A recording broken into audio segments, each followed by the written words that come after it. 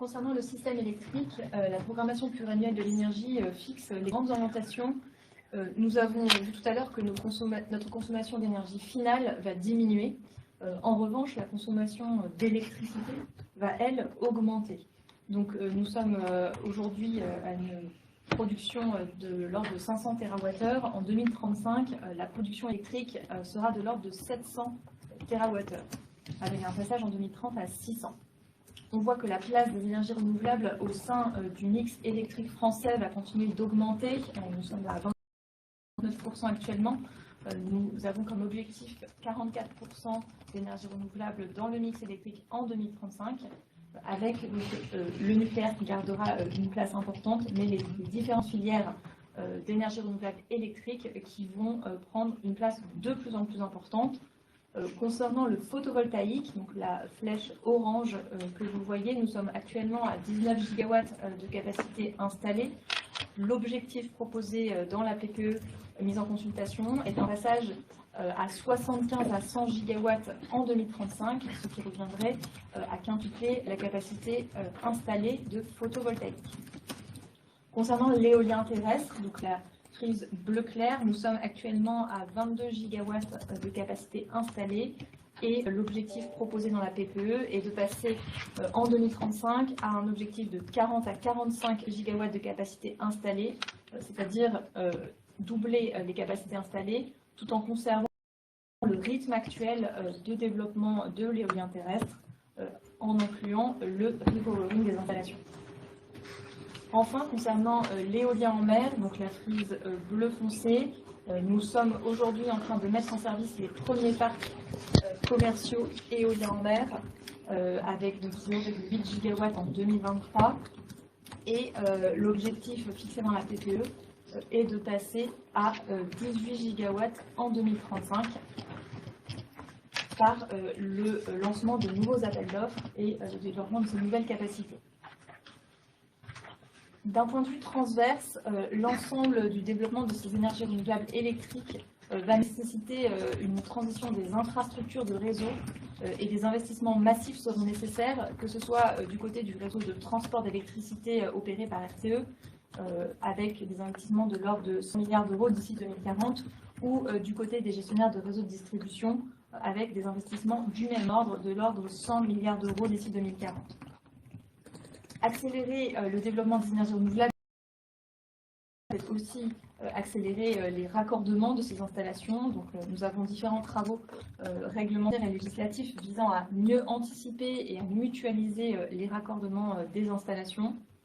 Et évidemment, toute cette transition doit également s'accompagner de retombées locales, nationales et européennes.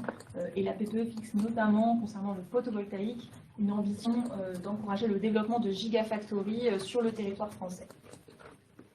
Concernant la sécurité d'approvisionnement, la PPE fait état d'un possible besoin de capacités supplémentaires de production, notamment pour les pointes électriques, qui peuvent être comblées par différents bouquets de flexibilité, donc à la fois en termes de production, mais également nous avons identifié un chantier prioritaire qui est celui de la flexibilité de la demande en électricité, donc en essayant d'influer sur le comportement des consommateurs afin de consommer au moment où la ressource est la plus disponible. Enfin, concernant la sécurité d'approvisionnement, nous avons des travaux de refonte du mécanisme de capacité donc à la suite des réformes européennes, et donc ce mécanisme devra être adapté et pérennisé. S'agissant de la composante nucléaire du système électrique, la PPE prévoit la relance du secteur nucléaire pour être en mesure de maintenir un socle de production électrique bas carbone pilotable d'abord à moyen terme pendant la période couverte par la PPE, mais aussi au-delà. Et on a besoin de cette anticipation au regard du temps industriel que nécessitent les projets nucléaires. La première orientation de la PPE, elle consiste d'abord à poursuivre le fonctionnement des 57 réacteurs nucléaires existants tant que les exigences en matière de sûreté sont respectées, si possible au-delà de 50 ans, puis également au-delà de 60 ans.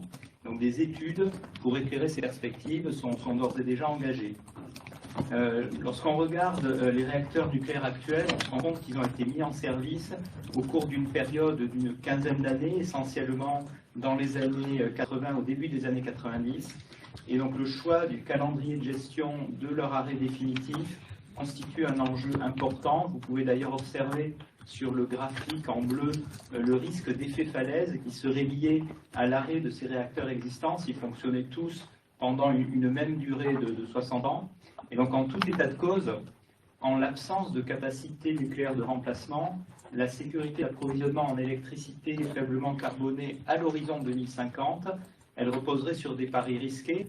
Soit il faudrait développer de manière très rapide et très massive, au-delà même des objectifs de la trajectoire de la PPE qui vous est présentée, des énergies renouvelables, ou alors il faudrait poursuivre le fonctionnement des réacteurs existants au-delà même de 60 ans, ce qui paraît incertain, particulièrement à ce stade.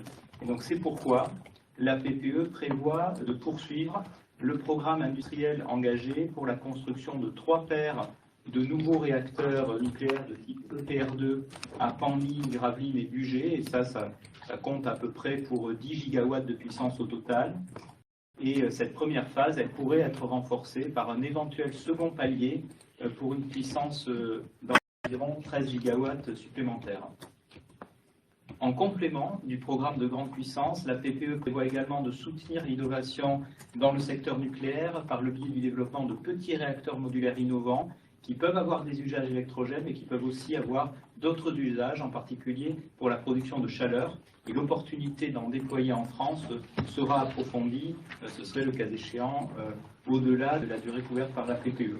Enfin, en cohérence avec ces orientations, et pour ce qui concerne la gestion des combustibles nucléaires usés, la stratégie française de retraitement et de valorisation sera poursuivie. Elle permet déjà d'économiser environ 15% de ressources en uranium naturel.